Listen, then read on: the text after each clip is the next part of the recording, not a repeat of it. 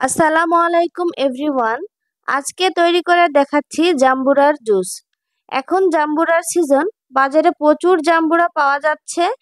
তাই দেরি না করে ঝটপট তৈরি করে ফেলুন জাম্বুরার জুস। এটা খেতে দারুণ লাগে। এখানে আমি একটা জাম্বুরা নিয়েছি। জাম্বুরাটা ধুয়ে এর গাটা আমি মুছে নিয়েছি। এরপর এটাকে আমি কেটে নিব। তো আমি 2 ফালি করে কেটে নিয়েছি। এখান থেকে মাঝের এই কোয়াগুলো খুলে নিব। এটা আমরা সবাই কম বেশি পারি। ঠিক সেভাবেই আমরা এই কোয়াগুলোকে খুলে নেব। এখানে আমি অর্ধেক জাম্বুরার কোয়া নিয়েছি। এইবারে আমি একটা ব্লেন্ডার জাগ নিয়েছি। ব্লেন্ডার জাগের মধ্যে জাম্বুরাগুলো দিয়ে দিচ্ছি। এর সাথে দিয়ে দিচ্ছি পুদিনা পাতা, দিয়ে দিচ্ছি 2টা কাঁচামরিচ, এরপর দিয়ে দিচ্ছি বিট লবণ, দিয়ে দিলাম চিনি। চিনি আমি এখানে মোট 4 টেবিল চামচ ব্যবহার করেছি।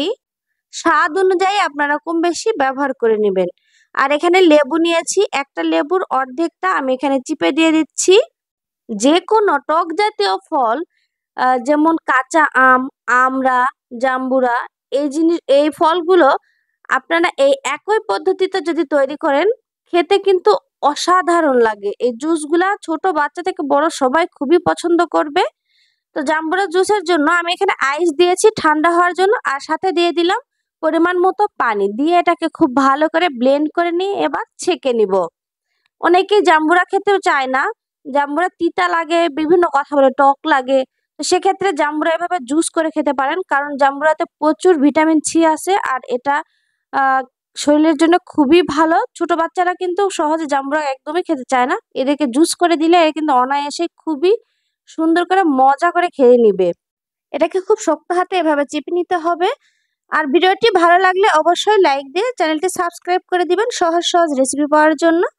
কাঁচামরিচ, চিনি এবং লবণ আপনাদের পছন্দ মতো ব্যবহার করবেন। আর সব শেষে একটু চেক করে নেবেন সব ঠিক আছে কিনা।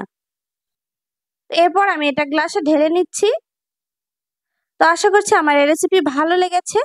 তো আজকের মতো বিদায় নিচ্ছি। দেখা হবে পরবর্তীতে নতুন কোনো ভিডিওর সাথে, নতুন কোনো রেসিপি নিয়ে।